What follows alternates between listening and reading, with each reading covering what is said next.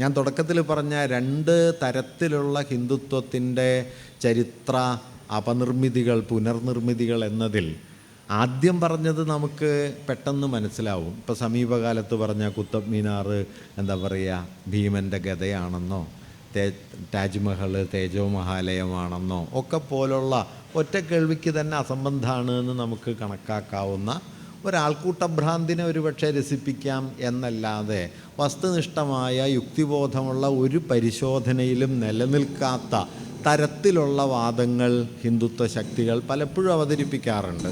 അത് ഭാരത ഭൂഖണ്ഡത്തെ സംബന്ധിക്കുന്ന കാഴ്ചപ്പാടുകളാകാം, ഭാരതവർഷം മുതലായ ആശയങ്ങളാകാം. അതൊക്കെ അങ്ങനെ പല രൂപത്തിൽ വന്നു പോകുന്നുണ്ട്.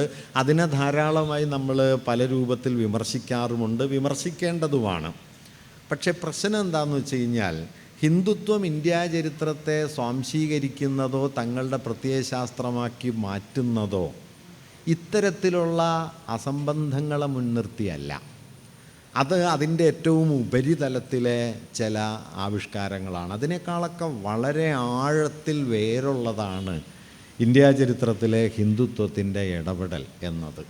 അതെങ്ങനെയാണ് എന്ന് പരിശോധിക്കുകയും ഈ പ്രത്യക്ഷമായ ചില അസംബന്ധങ്ങളെ ചൊല്ലിയുള്ള തർക്കങ്ങൾക്കപ്പുറത്തേക്ക് നമ്മുടെയൊക്കെ തന്നെ സാമൂഹ്യ ചരിത്രാവബോധത്തെ പുനരാലോചനയ്ക്ക് വിധേയമാക്കുകയും ചെയ്തുകൊണ്ടല്ലാതെ വാസ്തവത്തിൽ വർഗീയതയുടെ പിടിയിൽ നിന്ന് നമുക്ക് സമൂഹത്തെയോ നമ്മെ തന്നെയോ മോചിപ്പിക്കാൻ കഴിയില്ല. പണ്ട് ഞങ്ങളുടെ സർവകലാശാലയിലെ വൈസ് ചാൻസലറായിരുന്ന പണിക്കര് മാഷ് സംഭാഷണ മധ്യേ പറയുമായിരുന്നൊരാശയമുണ്ട്. അദ്ദേഹം പറയുന്നൊരു കാര്യം, നിങ്ങൾക്ക് ജാഥ നടത്തി വർഗീയതയെ തോൽപ്പിക്കാൻ കഴിയില്ല. അതിന് അദ്ദേഹം പറയുന്ന കാര്യം, ജാഥയിലും വേണ്ടത്ര വർഗീയവാദികൾ ഉണ്ടാവുന്നതാണ്.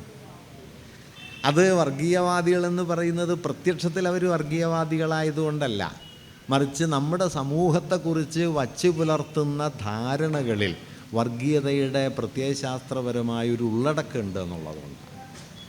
ഇത് തിരിച്ചറിയാനോ ചെറുക്കാനോ വാസ്തവത്തിൽ നമ്മുടെ വൈജ്ഞാനിക പ്രവർത്തനങ്ങൾക്കോ രാഷ്ട്രീയ പ്രവർത്തനങ്ങൾക്കോ കഴിഞ്ഞിട്ടില്ല എന്ന ഒരു യാഥാർത്ഥ്യം നിലനിൽക്കുന്നു.